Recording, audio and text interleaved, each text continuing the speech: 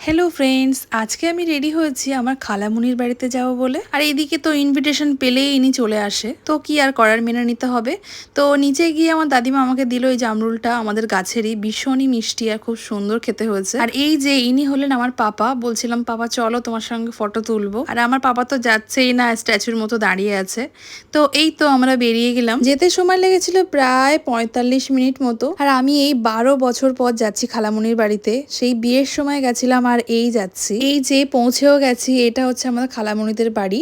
তো গিয়েই প্রথমে দিল আমাদেরকে ড্রিঙ্কস, আর প্রথমে গিয়েই আমরা বসেছিলাম এই পুরোনো ঘরটাতে। আর এই দেখুন আমার খালাতো বোন কি সুন্দর আর্ট অ্যান্ড ক্রাফট করে রেখেছে। তারপর এদের সঙ্গে দেখা করে চলে গেলাম লাঞ্চ করতে। অনেকটা বেলা হয়ে গেছিল পৌঁছাতে, সেই জন্য সোজা গিয়ে আগে লাঞ্চটা সেরে নিয়েছি। আর বেশ অনেক দিন পর তো গেছিলাম, সেই জন্য একটু ঘুরে ঘুরে চারিদিকটা দেখছিলাম যে কেমন হয়েছে। তারপর বোনদের ডান্স দেখতে দেখতে আমি একটু ঘুমিয়ে পড়েছিলাম।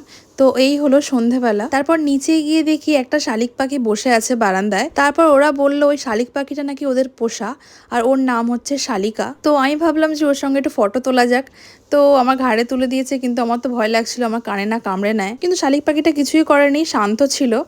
কিন্তু আমি একটু বেশি ভয় পেয়ে যাচ্ছিলাম, সেই জন্য আমার খালাতো বোন সে আবার হাতে নিয়ে নিল। আর আমাদের এত চেল্লামেল্লিতে শালিকা তো নিজেই ভয় পেয়ে গেছে। তো তোমাদের কাদের বাড়িতে এরকম পোষা পাখি আছে আমাকে কমেন্ট করে জানিও। তারপর খালামণি আমাদেরকে ডেকে কত কিছু খেতে দিয়েছে, দেখুন কত ফল, আর এইদিকে চাউমিনও দিয়েছে। আর যেদিনকে গেছিলাম ওখানে সেদিনকে প্রচুর গরম পড়েছিল।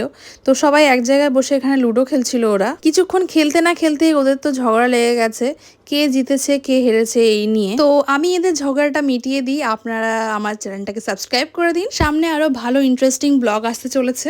তো আপনারা সাবস্ক্রাইব করে রাখবেন। আল্লাহ হাফেজ।